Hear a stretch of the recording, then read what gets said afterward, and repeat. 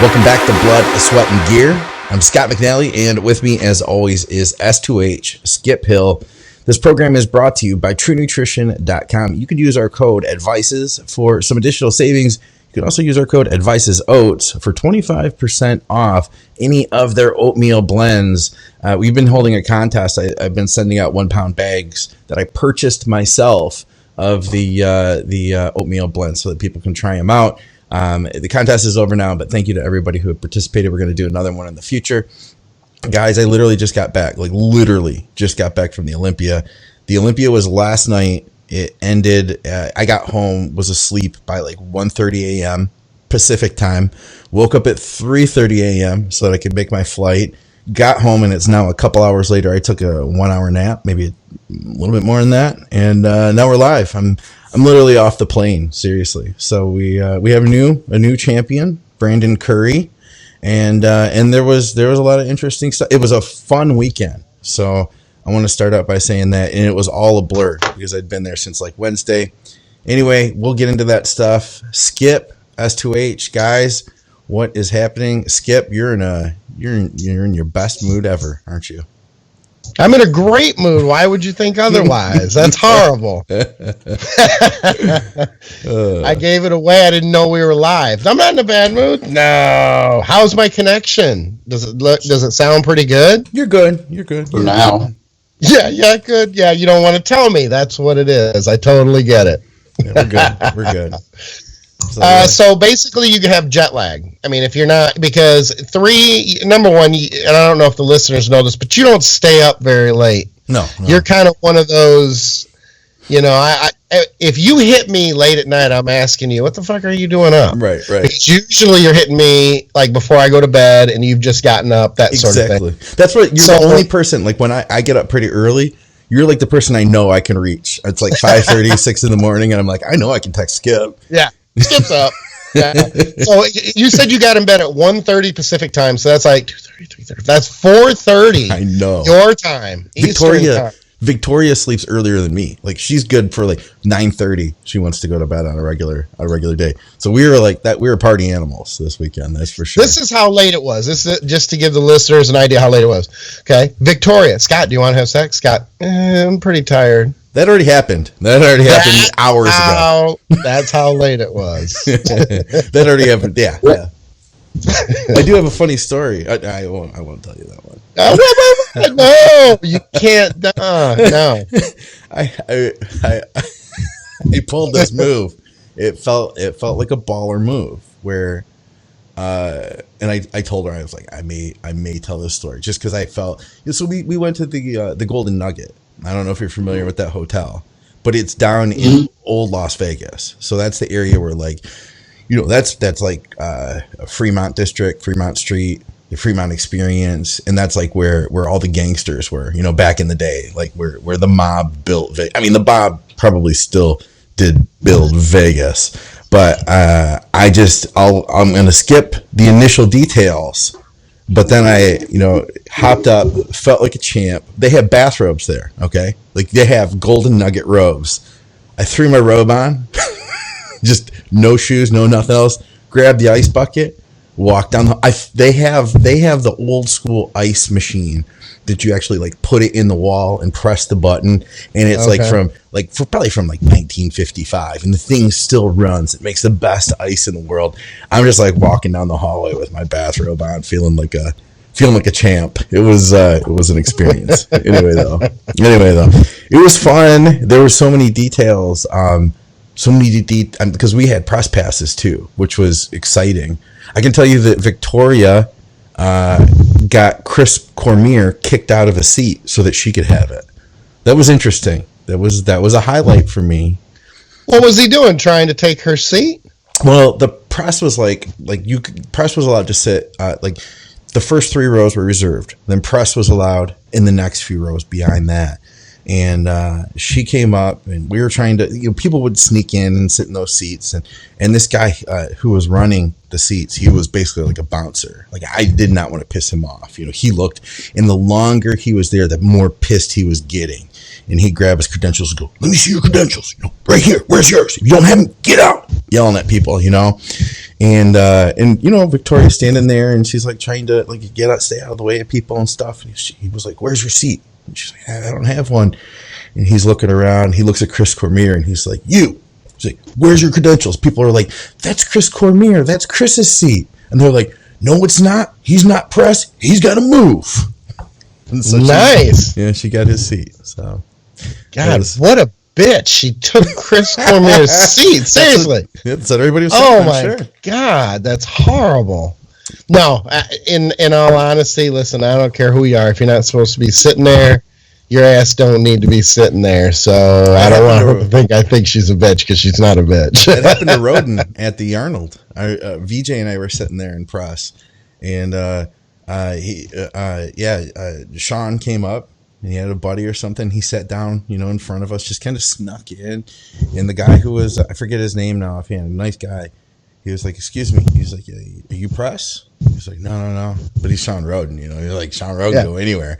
And they're like, "No, you got to move." Like, they kicked him right out of there. And there was like 20 seats, but they didn't. Well, it's kind of hard to be Sean Roden, and I mean, because obviously they knew who he was, right? So he had to be he's like, oh, like they asked him if he was press. He's like, "I just fucking won the Olympia. Clearly, they know that I am not part of the press, so I'm screwed here." Now, why don't you have seats then for people like the Chris Cormiers and the people who show up, who are kind of bodybuilding, celebrities, and they shouldn't have regular seats? I mean, on the one hand, you'd think, come on, Chris.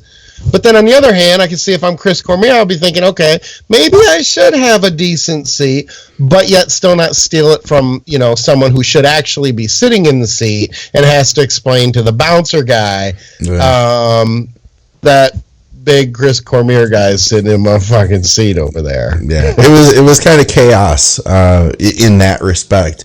That was at the expo stage, while they're getting ready to do, I think they're getting ready to do classic at the time there. But yeah, man, it was a great weekend. I know you weren't super invested in this Olympia. I was, I had been following Brandon. Like, I took a shine to Brandon this past year. He had made so many cool improvements, and I was just really excited about that. And then to see him, win the Arnold, like, that just was so cool, because VJ and I were talking about it on BNR, and then it was just so exciting to see him do that, and then to continue, that snowball basically into where he ended up. So it was fun, man. It was a good time. Didn't you interview him? I did, yeah. We've done a few shows now, but yeah, I just interviewed him about 10 days out right before he flew out to Vegas. He was going to stay in Vegas for a week, and it was just a few days before that. So yeah, I got a chance to talk to him, and he was a cool dude, man. He's really, I mean, he's willing to talk to guys like us. You know what I mean? He's not like too great or too cool. He's definitely somebody who loves the sport of bodybuilding, and he has a lot of respect for his fans. So, it was cool. It was exciting, man. You're too humble. You're so big time, getting all the people on. I think I sent you a text. That's why I brought that up. What would I call you, Ed Bradley or something from 60 Minutes? Ed Bradley. I don't even know who that is. 60 That's Minutes. horrible. He doesn't even. Yeah. Scott does not know who Ed Bradley is. I think we can all take a moment of silence here to feel really fucking old for a second. Oh, man. If he was one of those young prep coaches, he would have the answer. Exactly. He doesn't even know what 60 minutes is. He's like, 60 minutes? What does that have to do with anything? What's an hour? I don't give a fuck. I texted him something about being big time or something, some news show. That's funny. So, Skip, you made a post, speaking of which, you're like, what did you say, man? It was something about the prep coaches. This is like their opportunity to, what was it? No, I just, look, I'm not feeling well for like the last week. I'm in a bad mood anyway. But yeah, that post was basically about how I can't stand social media half the time anyway. But, the day after the Super Bowl or the day after anything major, especially the Olympia, it's like nails on a chalkboard, because everybody who's nobody has an opinion on not only who should have won but why, and they've got it all figured out, and it's this giant fucking eye roll that just I can't even. And unfortunately, because it's the day after, it's post after post. It's every fucking post is someone's opinion who doesn't know shit, and he should have never won, and this is why he this and that, and it just makes me want to vomit into my mouth and then swallow it down again and then vomit it again, and it's just a repetitive cycle. And you know what? It's funny because you said I'm not very invested in this Olympia. I would agree with that. I'm not invested in any of them. And I think it's funny how, for a very long time, I guess. And it's funny to me because people say like, oh, this was like the worst Olympia all ever. They're all bad. They're all anticlimactic in the sense that, okay, maybe when Phil lost, that was exciting because at least it was something that never fucking happens that people kind of didn't see coming. I mean, you kind of did because, the people that hate Phil, they were like, oh, yeah, back even when Kai's going to kick his ass when Kai doesn't. Oh, Kai's the best bodybuilder ever. He's Mr. Olympia. Kind of like, not my president. He's just Kai is Mr. Olympia. He's not. He lost. Kai's Mr. Olympia. Phil's not. He should have never won. It's that type of shit that drives me nuts. Anyway, at least it was coming into this Olympia, we knew that it was going to be radically different. Yeah. And then people walk away from it and they're saying dumb shit like, oh, this is the worst Olympia ever. Why? Why was it the worst Olympia ever? Dude, there was so many cool stories. I mean, that's what I'm saying. You didn't know what was going to happen. You didn't know who was going to be on. Yeah. And then a brand new guy wins it. And one guy actually said, this is like when Samir Banu won it in 81. First, you probably aren't even that old to remember that. You just use that as because you assume 80. Yeah, I don't know, 83, I think. He probably fucked his years up. But the point being, he probably didn't witness any of that anyway. And none of us did because it wasn't on fucking social media. So he would have had to actually be there, which would make him, fucking 60-some years old. So he's probably just playing off the fact, he won it once. It was one of the anticlimactic, not as impressive Mr. Olympia. So it's not that big of a deal. And it really what it cuts to. That's what I'm saying. It had to be different in that sense, but all it does is make the point that I've made for so long. The sport is a pageant, and it is anticlimactic in the sense that it's not very often is it very exciting. Like you're not watching someone throw up a buzzer shot or a Hail Mary or something. And so people should approach it from that standpoint, but they don't. They approach it like all these surprising things should happen, and it should be so crazy and so unpredictable, and it just isn't. And I guess I wish people would take it more at face value, and not have these massive high expectations because there shouldn't be. It's cool. We have a new Mr. Olympia. It's different. And listen, Hadi Chopin, nobody knew he was coming. That's a huge storyline in itself. So that was a lot of fun. It was exciting to see. Like, we don't even know. It's not like, we had been watching him all these years and, seeing him battling it out and kind of had an idea. Like Rolly. Rolly, we can look at him and we could predict Rolly. We could be like, well, if he's on, he's going to be really freaky. If he's off, he's going to be a mess type thing. Right.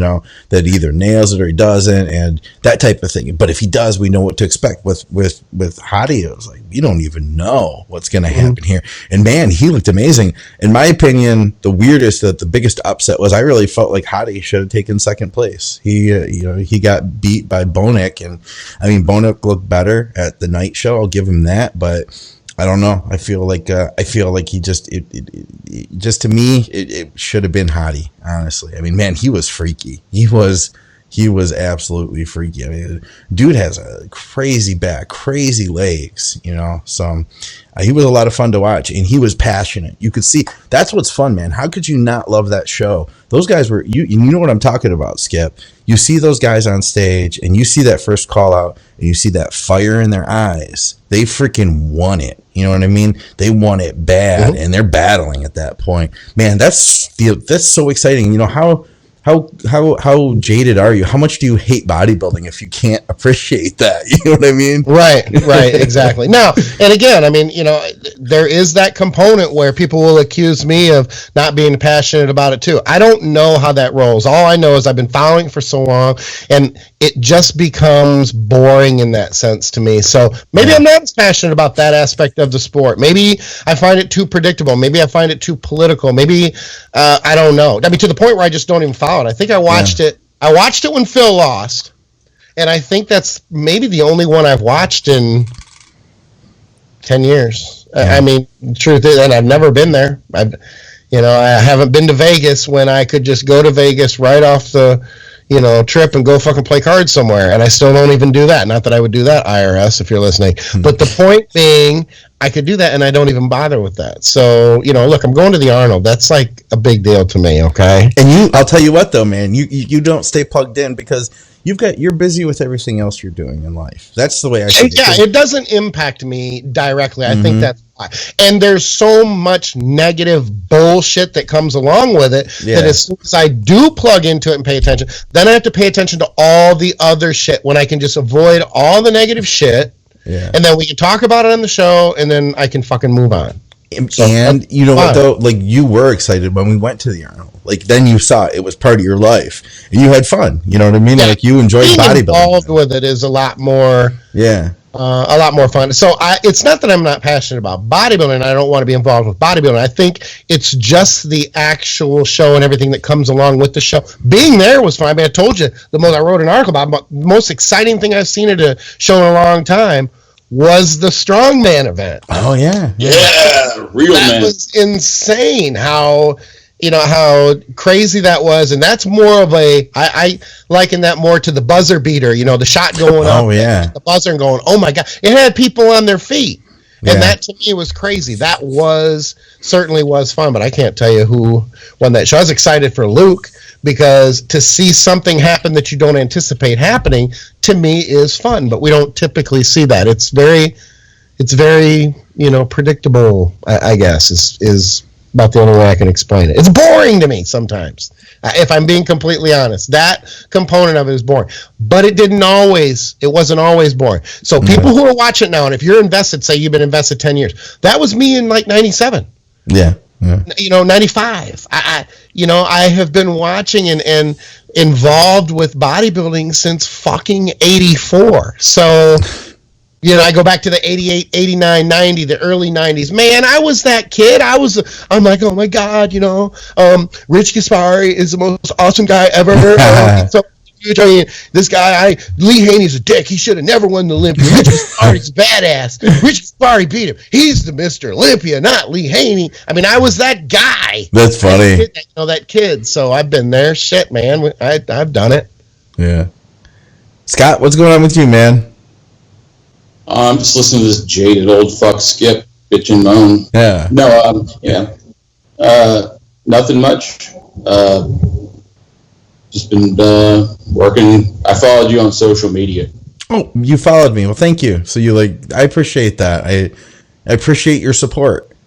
On Instagram, because I don't like Facebook. Instagram's better. Okay. Okay, well, everybody right now who heard that, and everybody who hears this when it does come out on iTunes, will immediately go to Scott's Instagram page and will be looking to find there's S2H. He's one of these S2H. We know Skip. I happen to have more than one Instagram page.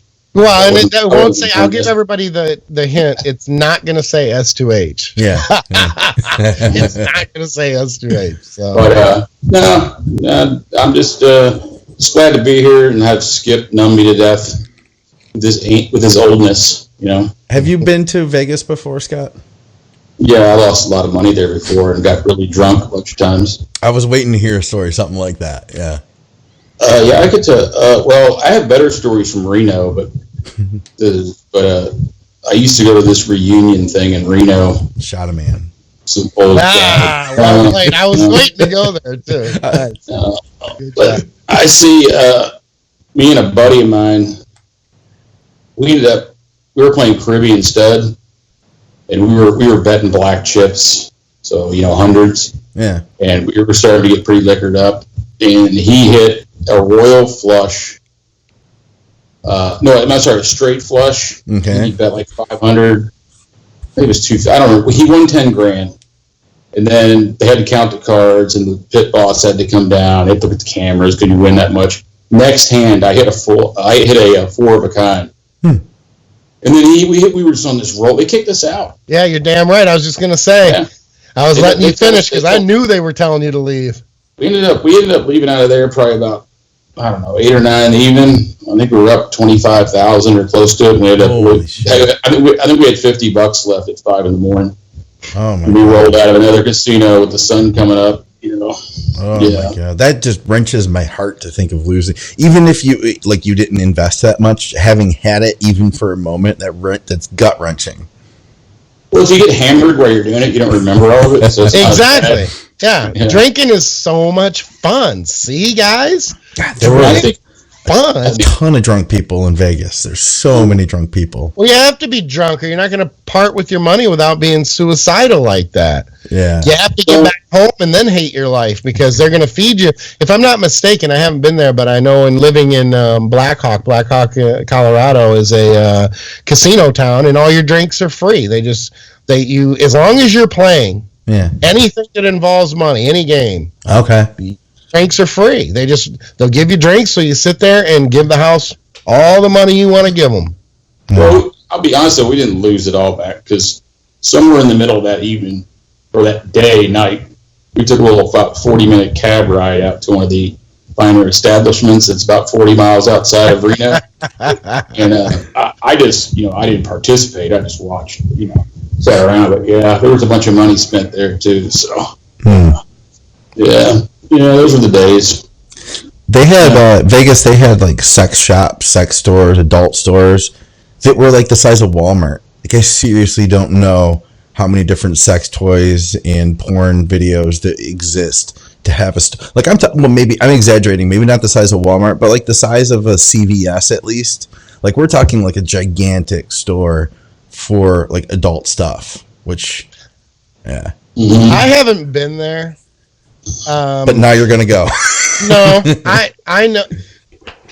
How do I say this? What you just explained is above ground, but Vegas has a very underground, adult sex / swinger.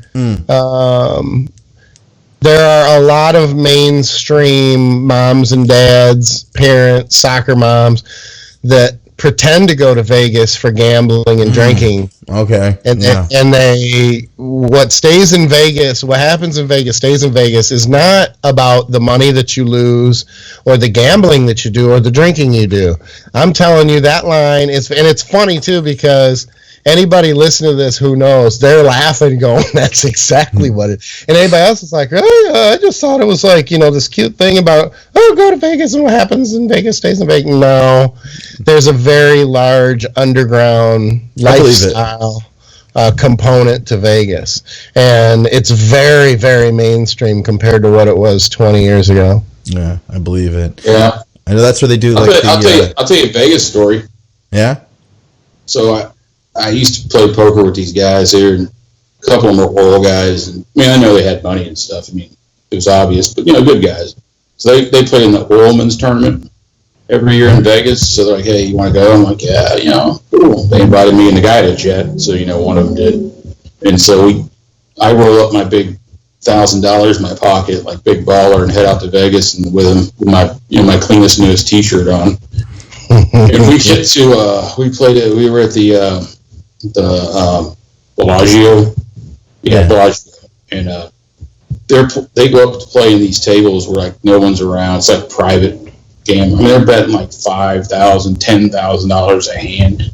Wow. And I'm just sitting there with my little scrubs of hundreds in my pocket.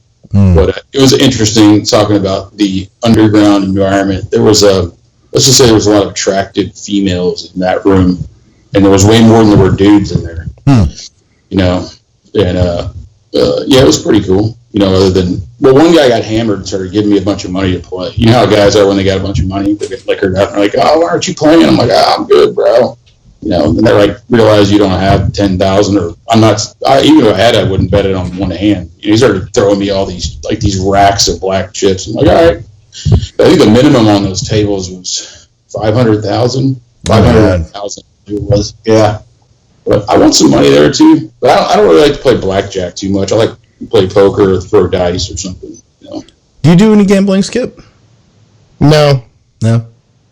Yeah, I don't either. I tried it last time. Okay, yeah? I used to play, and that's where I don't know.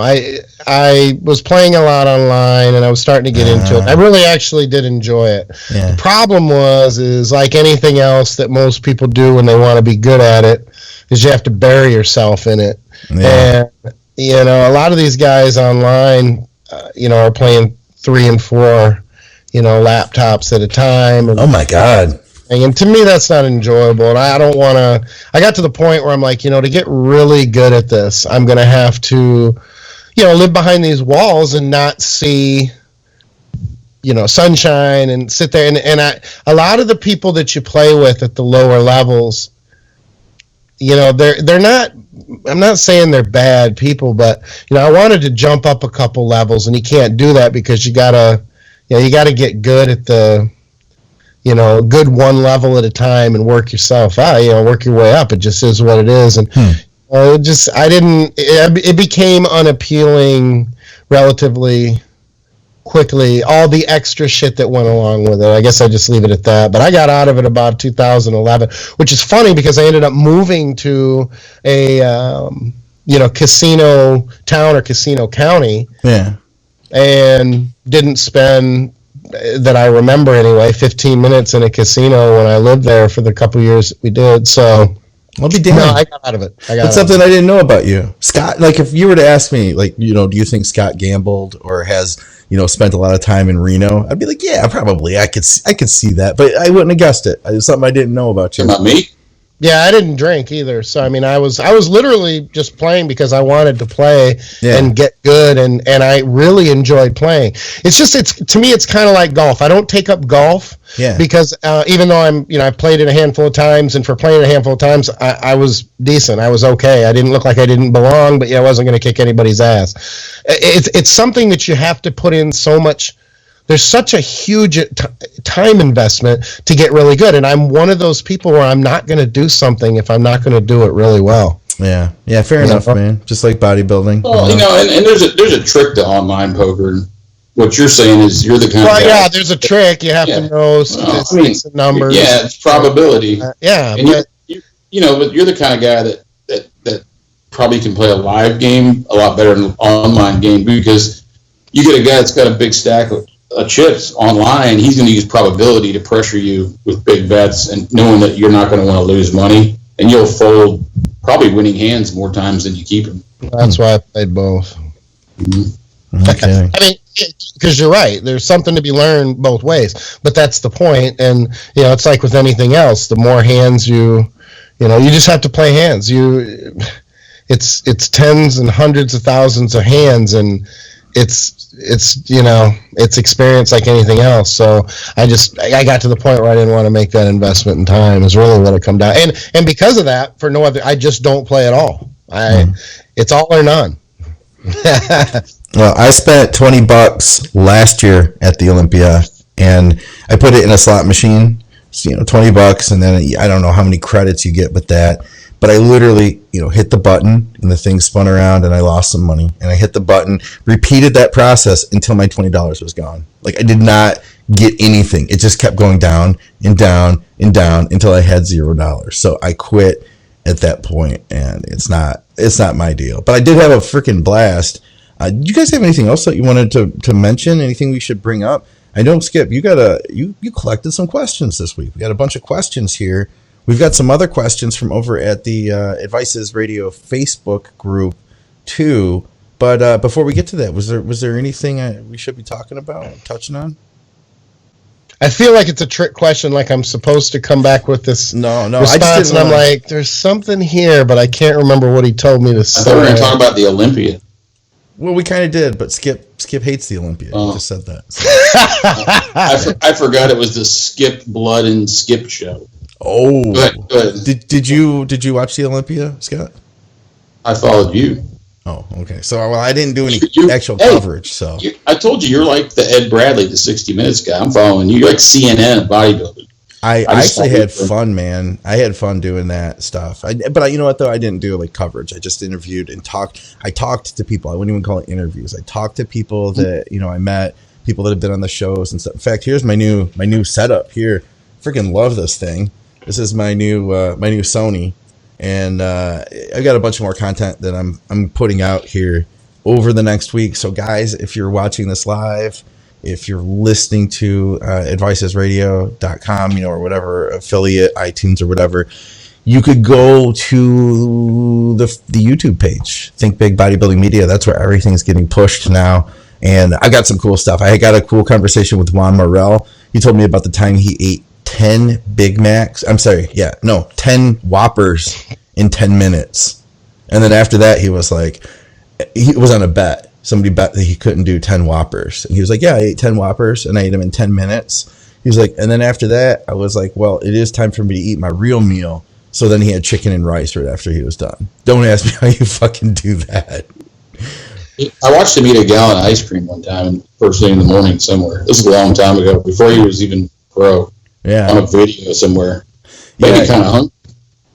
Yeah, he's got some sort of like leptin ghrelin thing that I think is off in there maybe, but that was fun though. I got a bunch more of them though that I'll be putting up over the week here as I get that stuff edited. But in that case, man, guys, let's take a really quick break. We're gonna go to our sponsor, TrueNutrition.com, and after that we'll go to a bunch of bodybuilding questions.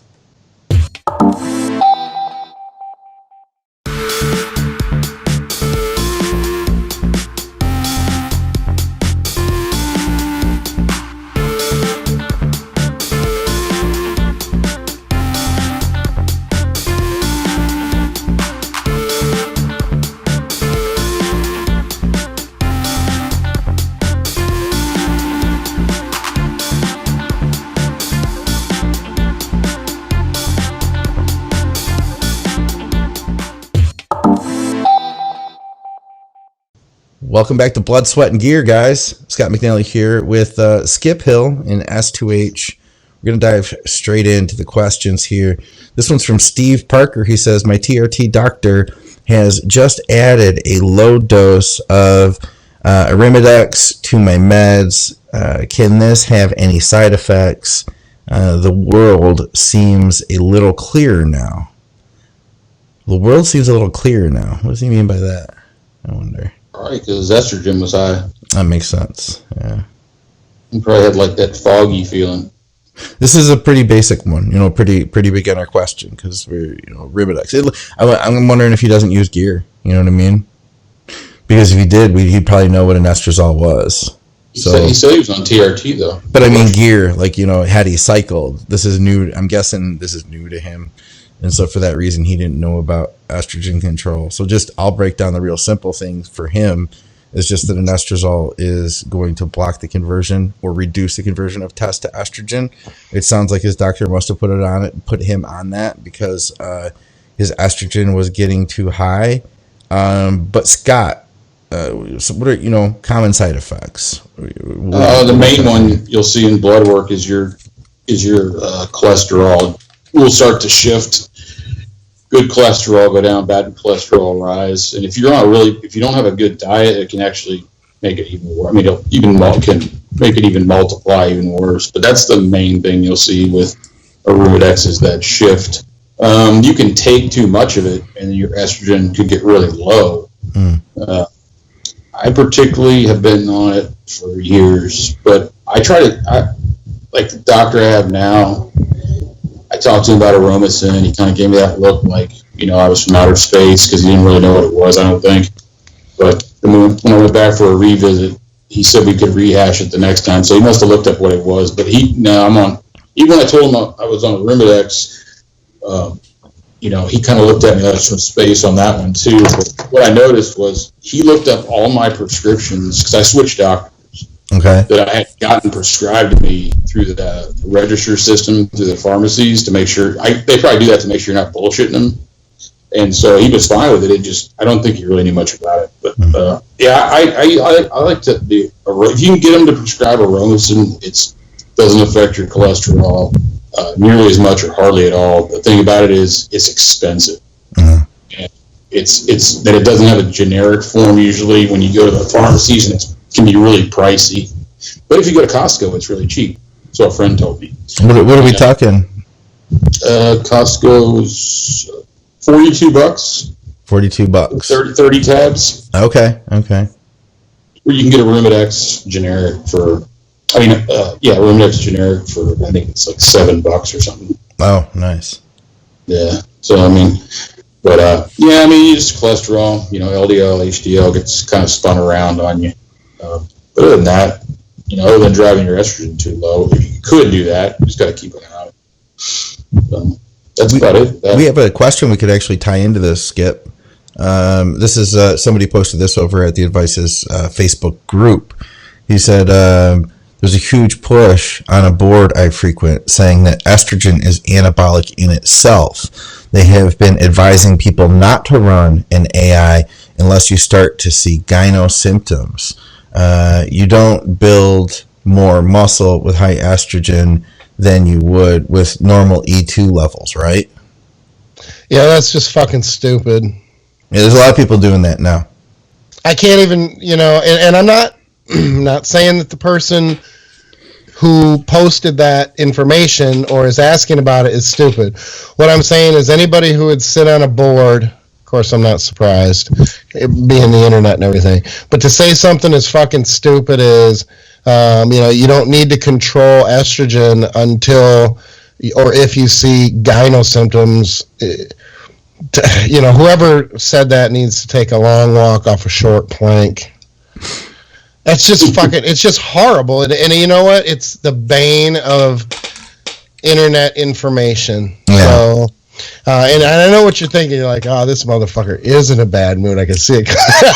No, but I get it, man. I get it. But you know what? Even if I was in a good mood, I might have said it nicer than that, but I just can't believe the things that people will say. It surprises me. And it shouldn't, because I fucking heard everything, I swear, these days.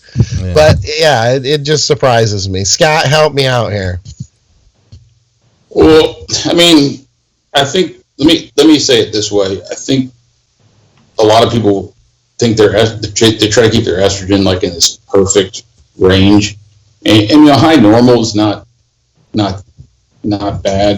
So there's kind of a twofold thing to it. One is estrogen binds to the androgen receptor, so that's not a good thing. The old parking lot theory, how many parking spaces do you have for your car? For testosterone being the cars, you want the most parking spaces. Now there's, estrogen, the conversion to it in aromatase does have some benefits, but you're kind of walking that line of, okay, can I get more out of that conversion process, or can I get more out of, the other 25% of my free testosterone is not binding to bind? Because you have to remember, total testosterone is kind of it's an obsolete number in some ways. It's really the free testosterone that binds, and most people's free testosterone is not very high, even when they're maximizing everything in their program.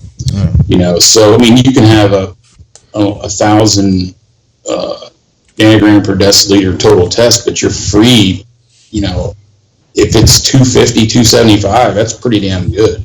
Yeah. And it's high. That's out of normal range, but it's still pretty high. That's about where some people would be, and so you don't have as many little parked cars to park, so you don't want your parking spaces taken up. So I'm okay with it being kind of high normal, as long as everything else works out. But as far as running it well, I've seen the arguments on it. It's okay. What's more important, binding free testosterone or getting the effects of aromatase in there with a higher estrogen level and getting that flushed into the muscle and all that stuff? I still say just run it, keep it, mid to high level, whatever, and just keep it around there, and that'll probably be the maximum benefit. Yeah, and I think too, it's not like you don't make good points there, but the original post didn't say anything, like that. So we're adding that information to what was already said. I'm only going after the one comment that basically,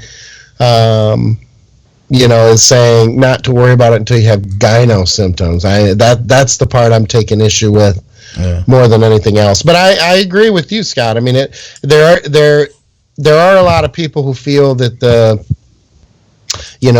estrogen has to be ridiculously low, and it has to be within these parameters. There can't be these fluctuations, and that I don't agree with either.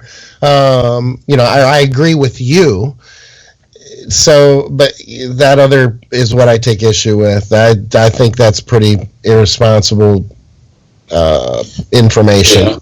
Because you can get gyno with just mildly or you can get gyno with in range estrogen numbers, especially higher in some people, because the estrogen is not, for one thing, it's not always a thing that causes gyno. Right. I mean, it can contribute, and there's other factors in that. I mean, it's like kind of saying, hey, I'm going to bang a bunch of whores with no rubbers on until I finally get AIDS and start fucking losing weight and get the flu. It's like up until that point, I'm good to go. Well, it's almost too like saying, I think a lot of people have this bizarre thought process that says, and I'm using an arbitrary number to make my point, that, at 130, then that's when people, everybody gets gyno. Like, there's not, like everybody is the fucking same or something. So that's a good point that probably did need to be mentioned. Have you guys heard, there's this guy, Jay Campbell, and his new thing that he's promoting is that you don't need, this is for test HRT, really, I think is what he's focusing on. But he says that you don't need any AI ever, that you should never take it, that if you are getting issues, then the answer is to lower your test. Because I'm not going to disagree with the basic thought process behind that. I'm not going to disagree. And someone listening might think, well, you're contradicting yourself. Yeah, I'm not. But you're talking HRT for this guy. Yeah, exactly. Case. Number one, you're talking HRT. Two, what I don't like and take issue with medications, especially when it comes to PCT, or how should I say, ancillaries or drugs that counter other drugs is a good way. In this industry, we have this horrible habit or pattern of, well, I'm taking this, so I have to take this because it's going to counter this. Yeah. And I don't agree with that. I've never agreed with that. You take another drug if it has been proven that you need the other fucking drug. Right. And that's where, things like PCT drive me fucking nuts. Most people just naturally, I have to do PCT because how am I ever going to recover? Well, before PCT, motherfucker, there were people recovering from cycles all the time because we didn't have PCT. Do you know that you need PCT to recover?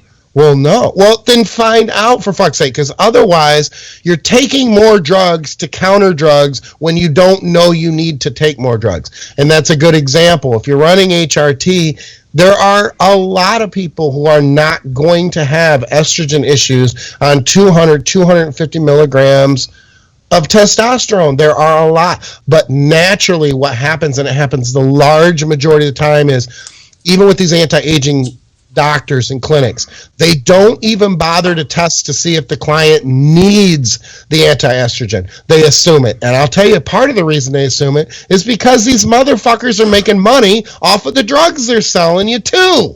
So it's twofold, which is surprising to me, to be honest with you, that these anti-aging clinics don't prescribe Aromacin or Exemestane more than they do, and their excuse is because it's so expensive. All they're going to do is make more money. I don't know why maybe it's because they get the Arimidex so cheap. I'm being presumptive here, but this is probably why.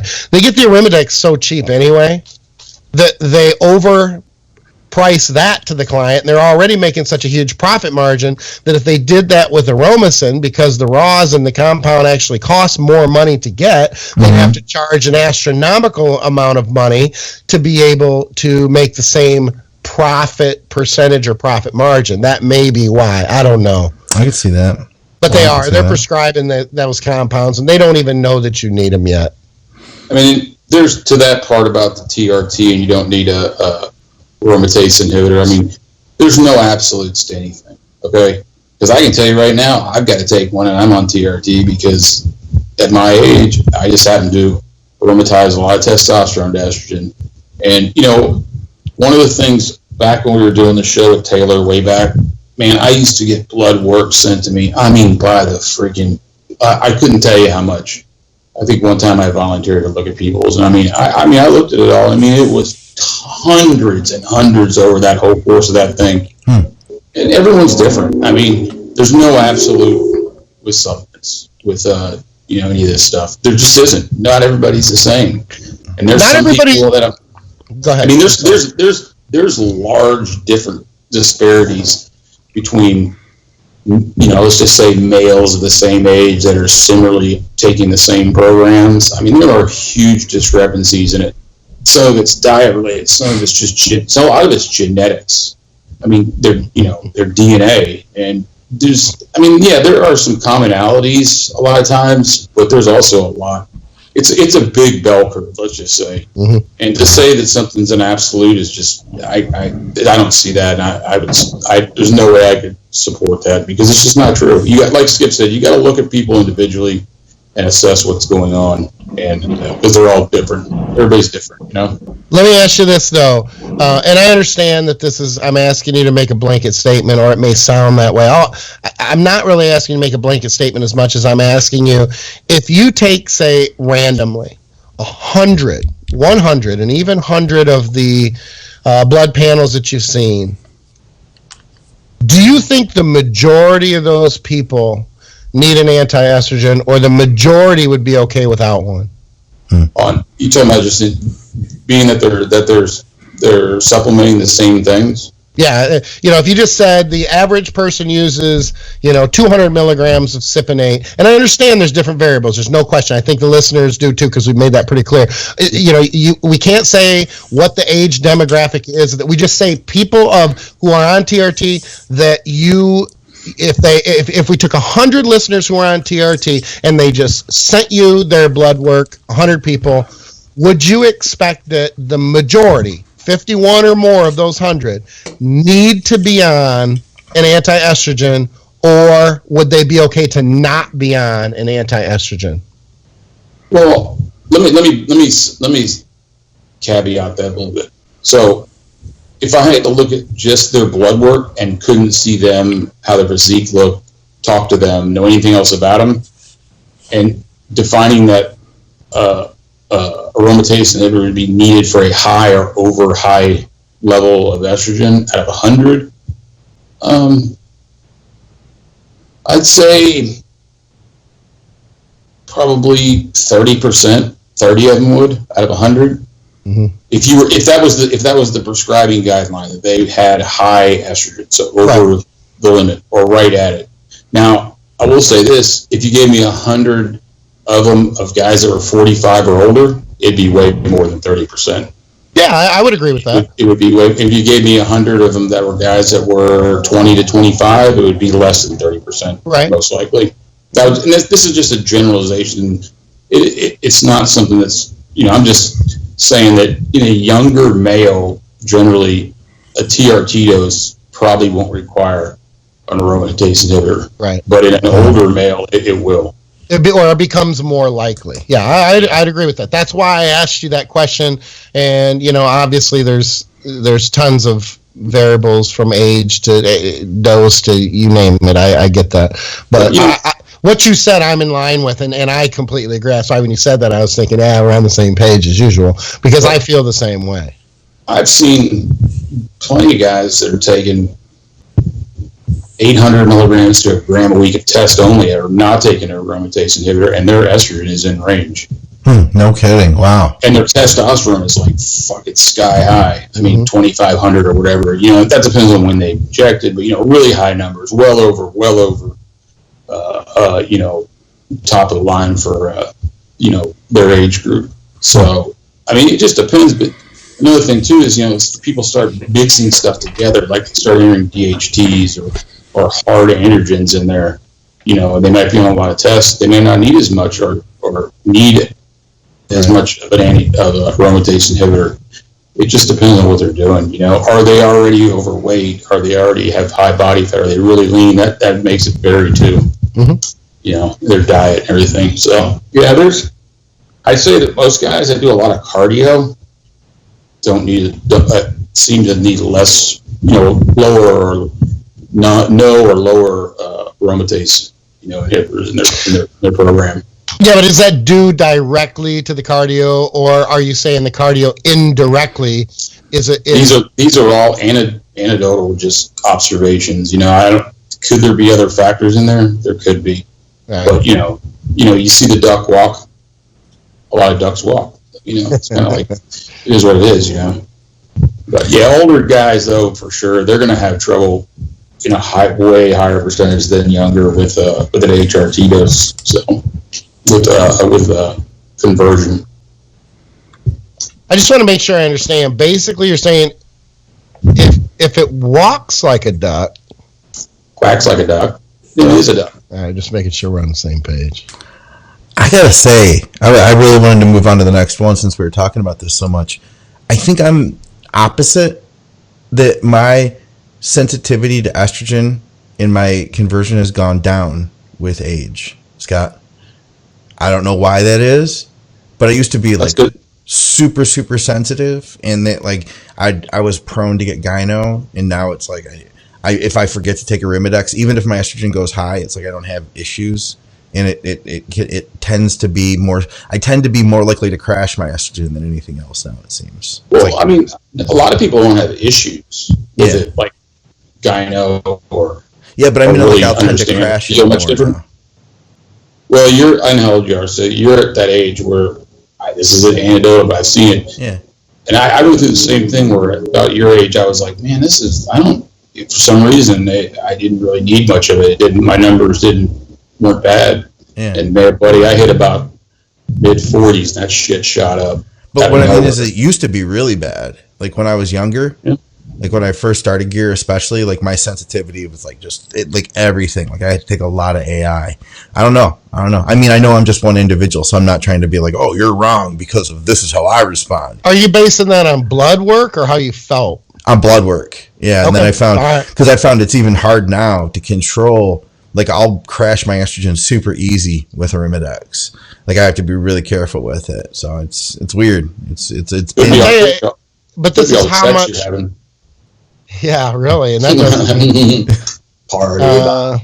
Well, the other thing too, to make the point about how so many people, like there could be these big disparities between individuals and individual circumstances. I mean, shit, I could run 1,000 milligrams a test, 1,200 milligrams a test, Anadrol, other compound, and I mean, there were times where I didn't run any AI. And I have come across one, and I understand, because I don't want anybody to think I'm contradicting myself. I understand that it's not just about gyno, but I'm using gyno as to make a point. I've only dealt with gyno symptoms one time in my life. And I took something for about 4 days, and it literally went away. And those are the only issues I've had after using gear for 30 years. So maybe 25 years. No, almost 30 years, actually. Anyway, like it matters. I'm going to argue with myself. 25. No, 30, 28, 20. It doesn't matter. It's fucking forever, okay? It doesn't really matter. Anyway, these days I can run 800-900 tests and, run Anadrol, and I'm trying to think of what else might even be in there.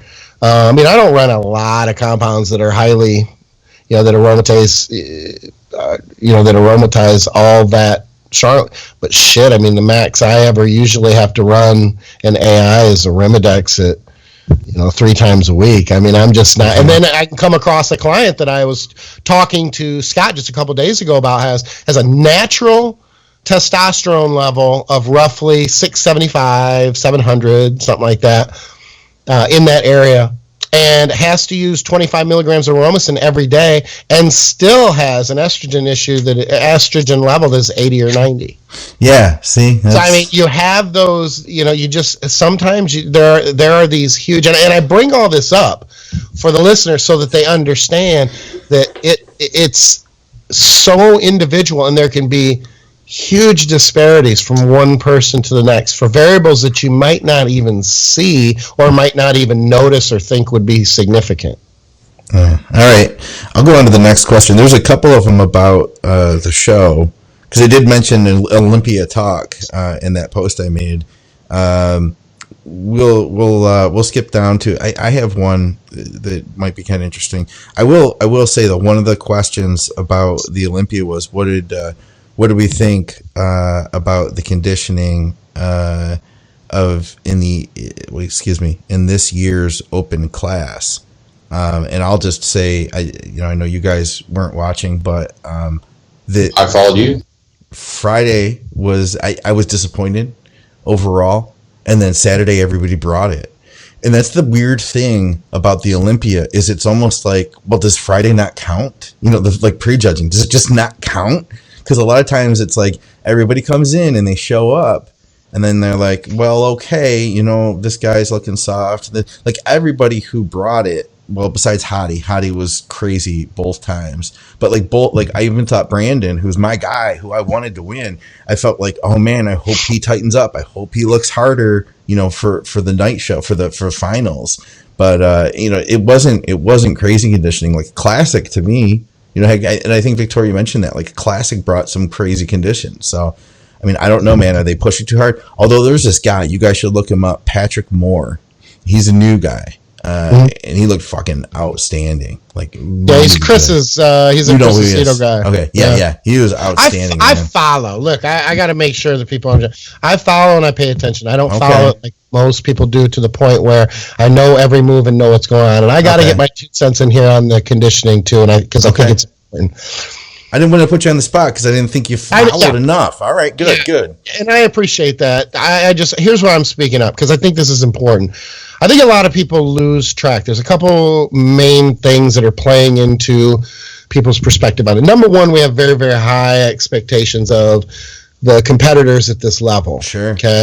That's for starters. Number two, and I think this is equally as important, if not more important, Phil Heath dominated open bodybuilding as Mr. Olympia for 7 years with basically a pretty consistent. He didn't have a problem with conditioning, let's put it that way. He could go flat and end up in the ER, and he still looked like a bad motherfucker. I bet, yeah. There was, it's not like from year to year, show to show, he showed up with different levels of fullness. It's not that he didn't, but with these big disparities, like, oh, gee, is he going to be tight? Is he going to be full? Is he going to be dry?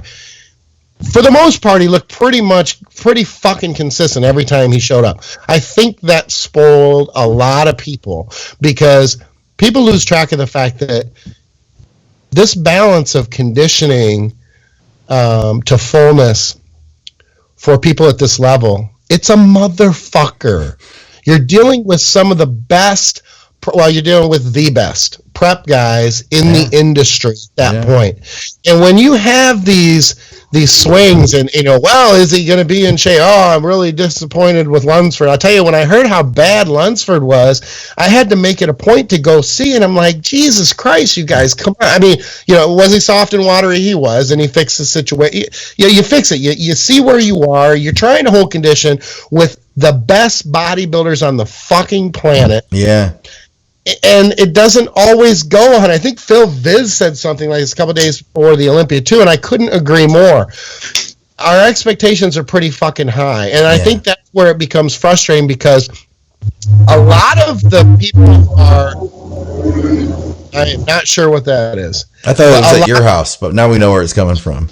A lot of people who are complaining the most, and make no mistake, look, we have a show, we talk about these things. Yeah.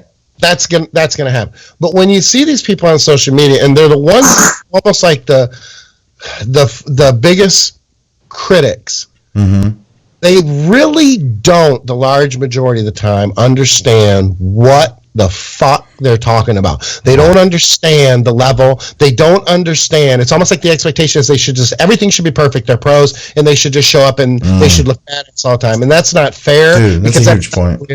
It's just not realistic. Yeah, that's a great point, man. It really is. It would be that much more fucking boring than it already is. Because if Raleigh showed up and he's full and he's shredded, he's probably going to fuck some people up. But that's part of... I'm glad for that. I'm glad that part isn't as predictable because it adds the element of you still got to fucking get it right. You can do everything right. It's not fair. You have to get off the Oh my God, that's driving me batshit crazy. It is. You can hear it anyway. You drive me crazy. That's. I know it's you too, you fucker. It's like someone's backing up a semi to a loading dock. I don't even know that was all PC shows and stuff. Because and then I'm just gonna sit here real and not even move for a minute, so it looks like I'm frozen. But I'm not. Jesus Christ, man! You should be a comedian. What was your point, Scott? I don't remember. People got to remember something. The Olympia is not judged off the prejudging. They wait for the night show because it's supposed it's hard to hold conditioning 2 days. Listen to me. So the reason it's judged off the night show mostly is because that's when all the people are watching. All the people get on the internet and hoot and holler about this. So they can't. I mean, unlike an NPC show, which is basically the placings are done after prejudging. Yeah. For the most part, where the Olympia is kind of in reverse order because that's when everybody's there, and it's hard to hold because some of the stuff these guys are doing to get the way they look on the night show the second day. Yeah. They can't do that 2 days in a row. So it is. See, and I'm going to have to agree. I don't know that there's anything that has ever been, discussed or said that what you're saying is true, but I will say that I could see that is likely, and the main reason for that is, I think the judging that they talk about after the first show, after prejudging or whatever you want to call it, the first day, it's more for fan involvement, more for hype, more for PR. I could see where that could play a part. Sales. Well, and yeah, exactly. And I think we have seen where there doesn't appear to be a whole lot of truth to the fact that both days are judged separately because it hasn't had an impact on the outcome. You're right, because I can think of a number of times. I remember Phil coming in where it's like he didn't look great and he really lost prejudging, but then he looked great and then he won the finals. If you look good at finals, I think you guys are probably right about that. I think that's just more important. Now, if they do judge it separately or whatever, okay, maybe they could. But I have a feeling that the night show, I'm with Scott, and I think we're all on the same page. I would say that the night show or the final show, the second day, has a much more of an impact on who wins. It just kind of fits not the narrative, but I mean, it just fits because I haven't seen anything that tells me otherwise. Yeah. And I got to go pee, so y'all continue without me for a minute. Wait, what are we going to do without Scott on the screen? I don't know. We're going to listen to him fuck with the bathroom door, put the lid up, maybe not put the lid up, piss all over everything, flush the toilet. All right, here. Next question is, what is the biggest piece of advice each of you would give a gym rat who wants to be a competitor? I've been a pretty hardcore gym rat for about 4 years and would love to step on stage at least once. And he is 35 years old. Piece of advice. I mean, it sounds kind of generic, I guess, but if you want to compete. I don't have anything, I guess, that I can say or that I can think of that would be so profound that would make him go, oh yeah, that's a really good piece of advice. I mean, if you feel like doing it and you're wondering what the other side looks like, then check it out. It's not for everybody. A lot of people will talk about how they did it and they were bitten and they fell in love with it, even though they got their ass kicked and they didn't, they weren't top 5. They loved it, and that's great. And there are other people though that you don't hear about them because they don't come back and tell you. But there are other people like my wife who'll do it, and it's anticlimactic even if they do well, and they're like, I fucking hated everything about it, and I got nothing out of it, and I'll never do it again. Yeah. So do it. I guess my best advice is if you want to do it, do it. I think that if there's a piece of advice, I would say this. Until you experience it, I don't think people truly understand. You can watch people do it. Yeah, you can't know. You can't know how incredibly difficult it really is to do everything right. Dude, I remember my first show. I was like blown away. by how much you had to put in. And it's not like that I was bitching about it. I was just like I was surprised. You know what I mean? I had a coach. It was funny because I tried to diet on my own, and I didn't get super far. Like I dieted for a summer and I got into shape, but I wasn't contest shape. So I was like, okay, I'm going to try this again. And the way I met my coach is a weird story, but get this. So I was posting on RX Muscle saying I wanted to compete and stuff. And this guy messaged me. He didn't message me. He commented back, okay, on RX Muscle. And, I was saying I wanted to do a show. It was in Michigan. And he was like, oh, right on. He was like, well, listen, if you want somebody to, that's very, very professional. We're just going to wait. Yeah. We're just going to wait. And hey, Scott, just let us know when you're situated. You have all the furniture in your room moved. Reorganized. Yeah. Exactly. Hold on, I'm getting comfortable. When you're done blowing up the balloon, you're blowing whatever the fuck you're doing. Oh, you're set. I think are good now. Yeah. But anyway, though, he became my first coach. He like lived in the area, became a very good friend of mine, and he helped me get into good shape. And I worked with him for a few years. Shout out to Rick Wetmore. But I was so surprised. And then my girlfriend, she watched me go through that, like how much work I had to do. And then she was inspired to do it. So she tried it the next year. And when she did it, I remember, I'll never forget the words. She was like, I thought that you were being a baby this whole time, that you were like exaggerating on how hard it was. I got so much satisfaction out of that, Skip. Mm-hmm. Like so much satisfaction. She's like, yeah, she never told me that, but she was, until she went through it, but she's like, yeah, I thought you were just like exaggerating, like you're being dramatic about it. She's like, no, that shit was, but you really, I'm just going off your point, man. You really can't know how difficult a contest prep is, like what it's all about until you do it. Man, when I did it, I fell in love with it. But and I'm sure you have too. I've worked with a number of clients that have been like, yeah, that was cool, but it's not for me. They've gone through it.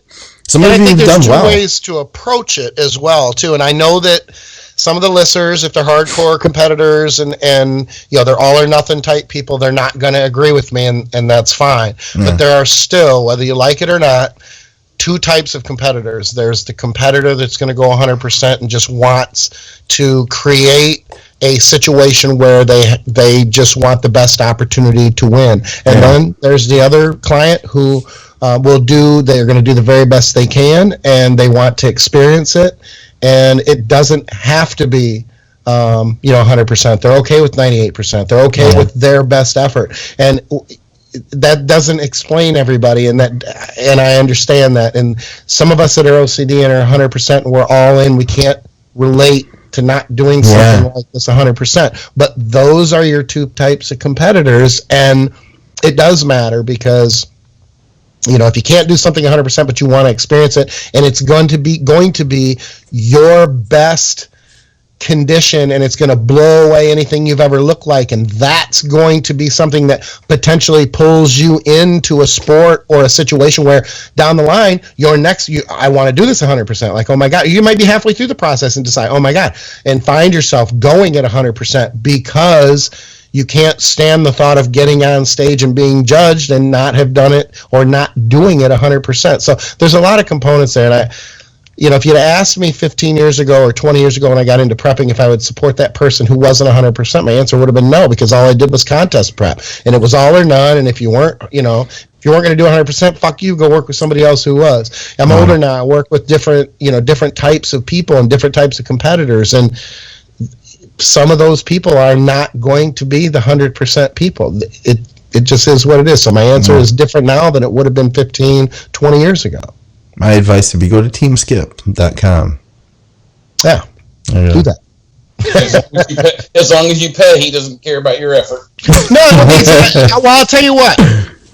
That's a half truth. Business is business, and I'm not going to sit over here and tell somebody, because here's what you have to understand too is that person may have already been turned away from 5 other people who have said, oh, fuck that, you're not hardcore enough, you're not badass enough. Because a lot of people who do what we do don't come from a very smart business background, and they think, well, I'm not going to work with someone who's not, okay, then don't, and that's your business model, and okay, good for you. But there are people who will, and there are people that understand that if this is going to be your best effort, this is part of my business. I'm not ashamed to say that if someone comes to me and says that they don't know if they can do it, and this is the first time they've competed and they've approached 3 other people, I might not be too happy that I was the 4th person they approached. But the point being, it's still business. So yeah, I may not turn that person away. There's also... and I won't get into it too much to become long-winded, but there are cues that because I've been doing this for so many years, that I pick up from a potential client where I may see something in that client that I feel that I can build on, or there's something enticing or intriguing there that I think I want to work with that client, so I will. If they're not 100% and I don't see that there's a connection there or something that I can do for them, then I'll pass on them. There's variables in there that.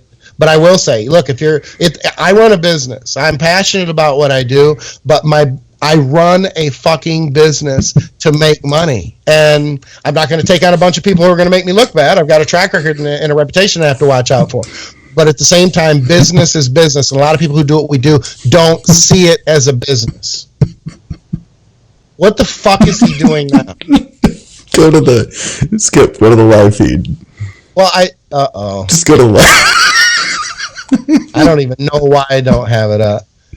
Oh shit! But I got to go to your page because why didn't I put it up on mine? I just go to we're so far in. Just go to live feed for a second. Let's see. We'll move on to we got a question here. This is a topic somebody brought up. Guy is such a dick. Fuck! This guy is a piece of work. Man. Oh my god! I actually thought it was a shot. I don't know if it is. Maybe it's a shot at me, or maybe he's just fucking bored. I put that up. Oh, I got you. We had the avatar for you, Scott, but your screen is black now. The room is completely black, and so for that reason, like that's because I have my eyes closed. Yeah, exactly. Once he got situated, he's pretty much out.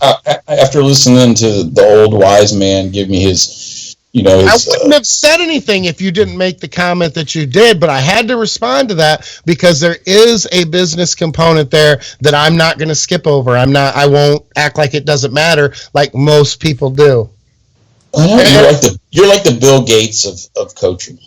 I'm not the Bill Gates of coaching, but I'll tell you what, I do think that more people, and this could be a topic for another time, but more people need to approach what we do with more of a business mind than they do just, well, this is what I do, and I'm going to turn around and make my... Once you spend some time doing what you do, you become more business mind, and you start making better decisions based on not just, well, I only work with people who are fucking hardcore. There's a business component that you learn over time. Yeah. Thanks, Dad.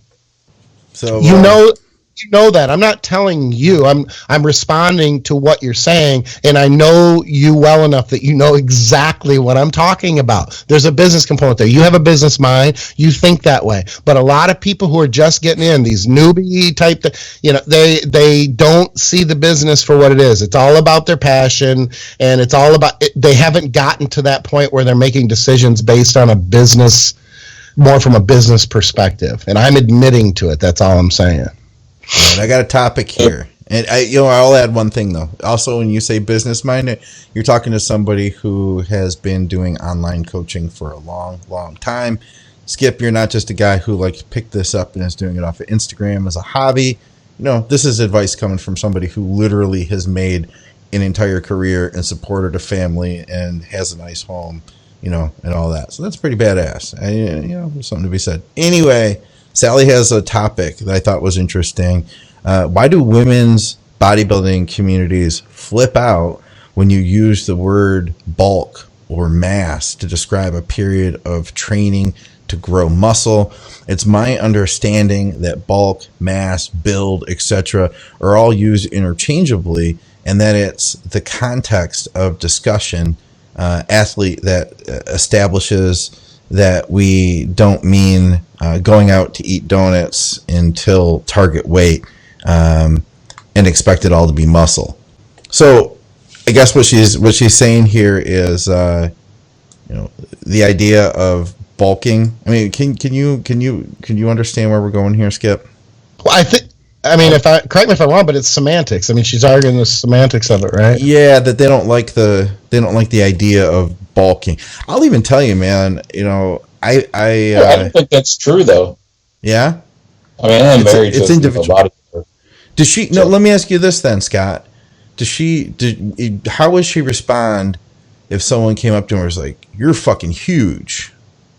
That would be good, but that she wouldn't mind those terms or any of that. But you're talking about the older generation of female bodybuilders, not the new. Because there is no these days. I mean, in the mainstream competitive. I mean, there are female bodybuilding leagues, but I mean, when it was an Olympia sport, when the gals were really a lot bigger than anything you see on the Olympia stages anymore.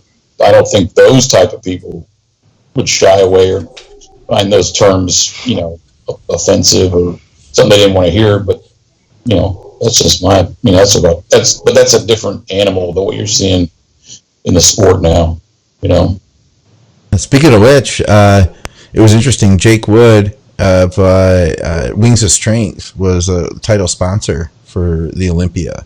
I think them and Trifecta both were major contributors. And Victoria pointed out, she's like, it's really ironic that Wings of Strength is a title sponsor of the Olympia when the Wings of Strength basically exists because the Olympia kicked female bodybuilding out. They didn't have a place to go, so they created basically the women's Olympia of bodybuilding at Wings of Strength. Rising Phoenix. But now, and he's a sponsor.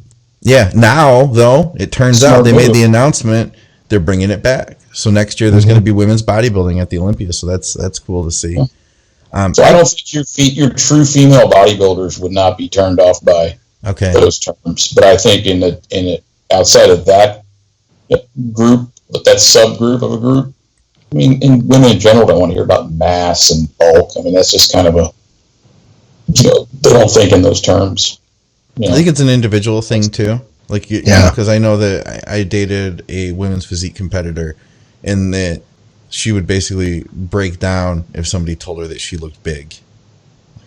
It's your goal, right? Yeah. You're supposed to be big, growing muscle. Yeah.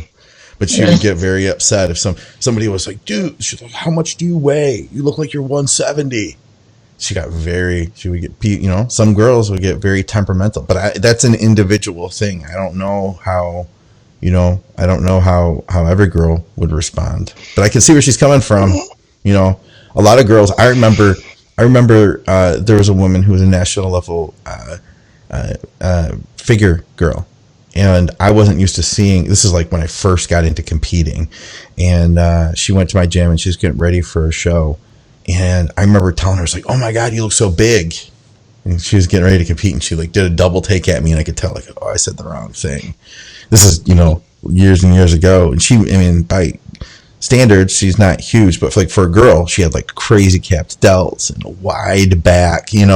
She was a good figure competitor, and that was not the word she wanted to hear. I could tell immediately after I said it. I'll tell you what, I'll ask you guys what you think. I don't think and this may not even be along the lines. I might be going off here on a little tangent, so if I am, pull me back in. But the idea of bulking in the off season, I don't think is anything like it used to be as recently as 10 years ago.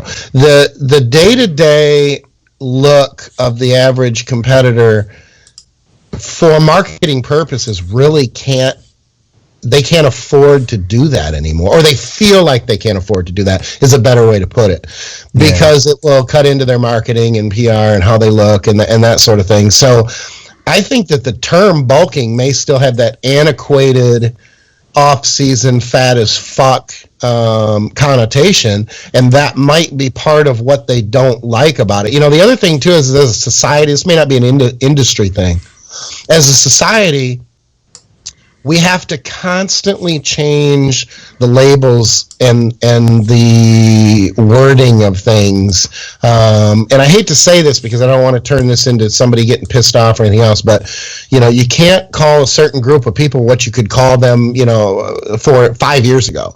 There have been 2 upgrades to that word and I'm not talking specifically like I'm trying to be cryptic about it. All I'm saying is whether you go to the, you know, the gay community, the African American community, any type of community that we have disabilities, you know, you can't say someone is, I mean, everything that the words we used to use 5 years ago are now offensive. And if you have not progressed to using the most current PC word for something, so maybe it's not an industry thing, maybe it's a societal thing where it just, as soon as you know, maybe there's a shelf life for these words and these descriptions, and they leave bad taste in people's mouth. I don't know. Sure. I'm not sure. The point that I'm trying to make is I think that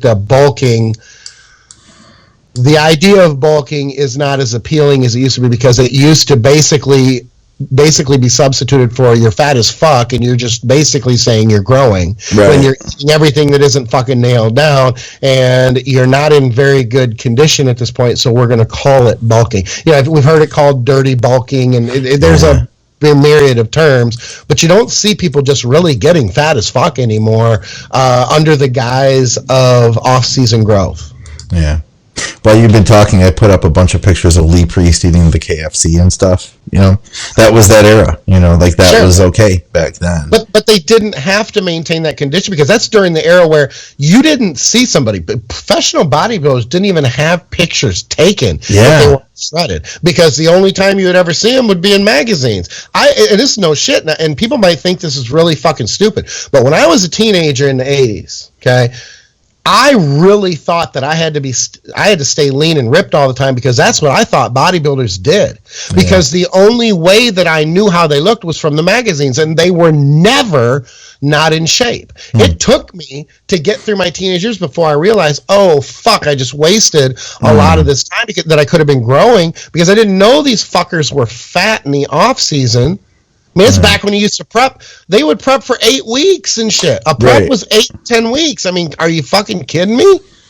Yeah. It's crazy. It was such a different, and I understand I'm dating myself with that, but it was such a different time, because you did not see these people. And, you know, I don't even know that pros guest posed unless they were close to shows either, because I remember seeing guest posers, and they looked great when I saw them as guest posers. So I just naturally assumed these motherfuckers were in shape all the time, and that was not the case. Scott, you got anything else to throw on that? I stay in shape all the time. How's your diet going, by the way? You've been down. I'm doing good. I think I lost 21 pounds, and I kind of leveled out, but you're good. So, doing well.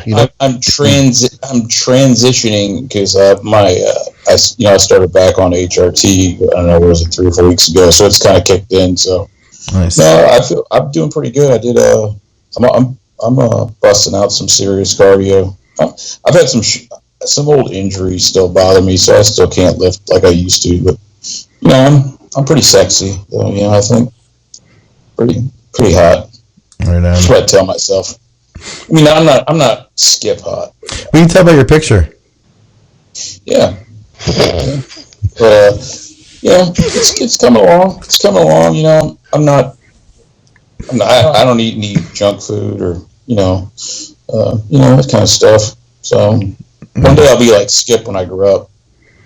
Hopefully. Yeah, I doubt it. Is that picture of Lee Priest, was that was Photoshopped? I don't see it up there now.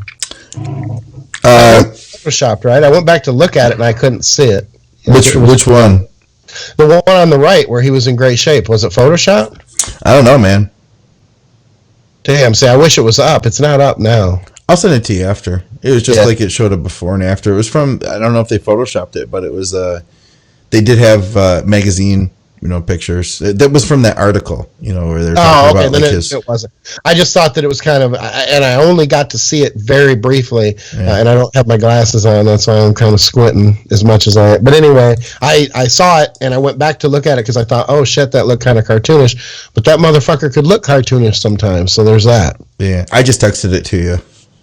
Okay, I'll see if I can see it without my glasses. We're that's it. By the way, guys, we're out of questions at this point, guys. We'd love to have some more questions from you. I just bumped up the thread over at the Advices Facebook group. That is so photoshopped. If you haven't, is it? It has to. I don't have it up now. His arms were crazy, man. But fucked up. Yeah, no, that's Photoshop. His arms were crazy, but I'm not looking at it right now. I can't see it, but yeah, guys, as I was saying, if you want to take part in the show, the next episode, Blood, Sweat, and Gear, we record this thing every other week on Sunday at 7 o'clock Eastern Standard Time. So come and hang out with Skip, S2H, and myself. This is going to go over to Think Big Bodybuilding Media for the video version. So if you aren't subscribed over there, definitely subscribe and hit the bell so that you can get all the notifications. I'm putting out a bunch of stuff from the Olympia, plus all our new programs that we have coming out like this and Muscle Minds, Drugs and Stuff with Dave Crossland. And of course, it's Just Bodybuilding with Ron and Dusty. We got a good compliment. We have a figure pro that listens. I'm going to talk all about that with Dave Crossland. So that should be fun. Of course, go to teamskip.com. As I mentioned, check out Skip Hill. Team Skip. Intense Muscle. Check out the message board for it's a home. Where everything, the genesis of DC training, our sponsor, TrueNutrition.com. You can use our code ADVICES as well as ADVICES Oats, which gets you 25% off. I'm running on, I think 3.5 hours of sleep now over the last 40 hours, something like that. Skip, I need a modafinil. I should have gotten a script of that. For post trip, that would have been good. That's what I could have used. Between you being tired and me being sick, I'm a little concerned because we're letting Donkey Boy carry the show here. So I feel like you've talked 70% of the time. So I'm trying to keep myself awake. I feel like you're in a better mood than when we started, though. I feel like you lightened up. Faking better. Yeah, I'm just. Are you? Better. I feel like you lightened up a little bit. I feel like I don't know. Maybe. Yeah. So. I'm bitchy. I can feel my bitchiness. Yeah. It's just shit. I feel like shit. I have battled to get back in the gym, and then I feel like shit again, and it's just really frustrating because everything is going well, and I'm talking about being sick like I sleep for 8 hours and then I'm up for 5 or 6 maybe and go back and sleep for another fucking 8 hours. My sleep is all over. It's been like this for over a week and it's fucked up. And at least now I'm not as congested and I don't feel as bad, but it just sucks. And it's right in the middle of, when everything is going well, and it gets frustrating. And I'm sure anybody listening knows how when things are going well, you get sidetracked by something that's not in your control, and it's just really frustrating. You look at all your food that you prepped in the fridge, and you gotta throw it out. And you're trying to get it a couple more meals because you're back in the gym, and you can taste it and go, this is gonna make me sick if I'm not careful. Yeah. So just things like that. So I'll be back. I'll hopefully I should be back in tomorrow and everything should be going fine, but it does make it rough to when you're in a shitty mood and your ass is kicked or you're tired coming back. It is hard to be on and not be bitchy and to act like you're not in a bad mood or act like you're not tired, but it is what it is. Well, I'm going to say that Skip's in a better mood now that we got to hang out and talk for a couple hours here. Get to have some laughs, guys. Like I said, check out all that stuff. Of course, the home for audio is always advicesradio.com, and that's going to continue staying that way for now. Guys, for another episode of Blood, Sweat, and Gear with Skip Hill, the S2H, I'm going to get some sleep. See you guys soon. Out.